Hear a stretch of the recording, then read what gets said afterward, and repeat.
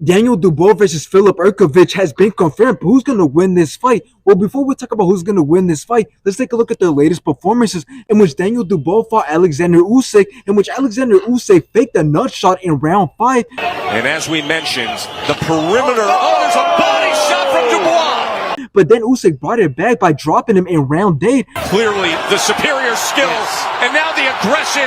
And then Usyk finished the job by knocking him out in round 9. A knockout as a heavy. Oh! It's over! Now, after this, Daniel Dubois went on to fight Gerald Miller, in which both went back and forth, both landed some great shots, but Daniel Dubois ended up TKOing Gerald Miller in round 10.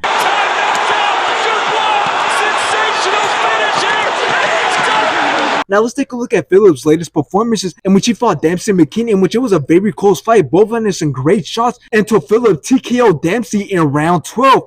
He's knocked out. Seemed to crumble. He's holding on. Falls off the ropes, and referee Mark. Now after this, Filip went on to fight Mark Demore, in which Filip made Mark take a knee In the first round. I expect this one to heat. Mark then got up just to get more punishment and then got TKO'd in round 1. The referee saying that he got hit behind the head, but the more he's turning his back, and here comes the top. Now, for those who don't know, Filip actually gave Zhilei Zhang, who's a very credible opponent, his first loss. So him beating Zhilei Zhang definitely gives him a lot of credibility going into this fight. On top of the fact that Zhilei Zhang is the same guy who TKO'd Joy Joyce the first time they fought and knocked out Joy Joyce the second time they fought. And Joy Joyce is the guy who knocked out Daniel Dubois. So when looking at it in that order, Filip is on top of the leaderboard. So he should be able to beat Daniel Dubois on top of the fact that he's undefeated. But let's take a look at the resumes, in which Daniel Dubois has 20 wins with 19 coming by way of knockout, which is really impressive. But then this is where he loses a lot of credibility, because he has 2 losses that are coming by way of knockout. Now, as for Filip, he has 17 wins with 14 coming by way of knockout, and he's undefeated. But one thing that both men have in common